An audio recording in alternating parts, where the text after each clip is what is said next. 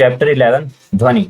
चलिए इसके top most important objective question को देखेंगे। पहला क्वेश्चन देखें, ध्वनि की प्रबलता निर्भर करती है, तो इसका करेक्ट आंसर आप टिक करें, आयाम होता है। ठीक है। सेकंड क्वेश्चन देखें, ध्वनि का तारत्व निर्भर करता है, तो इसका करेक्ट आंसर हो जाएगा आवृत्ति। ठीक है।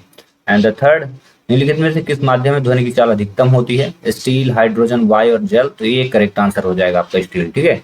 चलिए अगले क्वेश्चन पे चलते हैं। खाली स्थान यानी रिक्त स्थानों की पूर्ति करना है। पहला क्वेश्चन है, ध्वनि विभिन्न वस्तुओं के करने के कारण उत्पन्न होती है, तो यहाँ हो जाएगा कंपन। ठीक है, कंपन करने के कारण। दूसरा देखें, ध्वनि किसी द्रव्यात्मक माध्यम में अनुदैर्घ्य तरंगों के रूप में संचरित होती है। ठीक है, यहाँ पे लिखिएगा अनुदैर्घ्य, अनुदैर्घ्य तरंगों के कारण। अगला क्वेश्चन देखें, ध्वनि संचरण में माध्यम के कण आगे नहीं बढ़ते, केवल किसमें? विक्षोभ ही संचारित होती है। ठीक है, यहाँ पे लिखिएगा विक्षोभ ही संचरित होता है। अगला क्वेश्चन देखें, ध्वनि तरंगे होती हैं, वेरी इंपॉर्टेंट, ये वाले को बिल्कुल रट लेना। ठीक है, और ये क्वेश्चन नंबर 3 रट लेना है आपको। ठीक है, ध्वनि तरंगे अनुदैर्घ्य तरंगे होती है। ठीक है ना, अनुदैर्घ्य ऐसे लिखिएगा, अनुदैर्घ्य।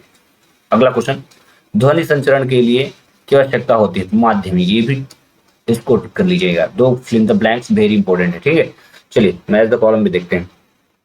सही जोड़ी बनाना है। पहला देखिए, ध्वनि से अधिक गति से चाल, इसको बोलते हैं पराध्वनि। ठीक है, पहला श्रव्यता परास, यानी जिस ऐसी परास जिसको आप सुन सकते हैं, तो ये होते हैं 20 हर्ट्ज से 20,000 हर्ट्ज के मध्य, ये हो जाएगा दूसरा।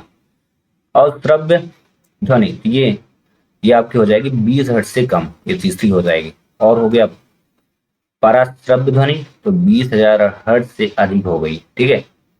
और माइक्रोफोन क्या है? ये श्रवण सहायता युक्ति है, एक ऐसी युक्ति जिसका प्रयोग हम किसी वस्तु को, किसी भी चीज को सुनने में करते हैं। ठीक है, अगला चलते हैं। एक वाक्य में उत्तर देना है।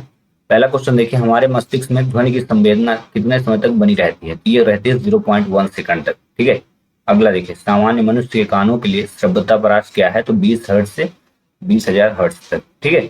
नेक्स्ट, अश्रव्य ध्वनि किसे कहते हैं? तो ये 20 हर्ट्ज से कम आवृत्ति की ध्वनि को अश्रव्य बोलते हैं। यहाँ पे भी देखिएगा क्वेश्चन नंबर 3, अश्रव्य ध्वनि, इसका ऑप्शन में देखिए 20 हर्ट्ज से कम। ठीक है। चलिए अगला देखें, क्वेश्चन नंबर 4, पराश्रव्य ध्वनि किसे कहते हैं? जितने भी क्वेश्चन नंबर 4 में क्वेश्चन दिए, इनको सभी को आपको रट लेना अच्छे से। टॉप 4 तो वेरी इंपॉर्टेंट है। ठीक है, इसके बाद भी नहीं, इसके बाद ये 5वां जरूर पढ़िएगा, आगे के नहीं पढ़ेंगे तो चल जाएगा, लेकिन ये टॉप 5 बहुत इंपॉर्टेंट है, कोई भी क्वेश्चन आ सकता है। ठीक है, पराश्रव्य ध्वनि किसे कहते हैं? तो 20,000 हर्ट्ज से अधिक आवृत्ति की ध्वनि को पराश्रव्य बोलते हैं।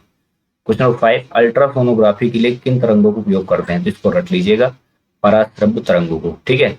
एंड क्वेश्चन नंबर 6 पे देखिए, ध्वनि का कौन सा लक्षण किसी अन्य अंधेरे कमरे में बैठे आपके मित्र की आवाज पहचानने में आपकी सहायता करती है? तो क्या कहलाती है? ध्वनि का तारत्व, जिसके कारण आप पहचान लेते हैं कि वह सदस्य वहां पे बैठा है, मतलब उसकी ध्वनि के तारत्व को आप पहचानते हैं। ठीक ना। तो इस प्रकार टॉप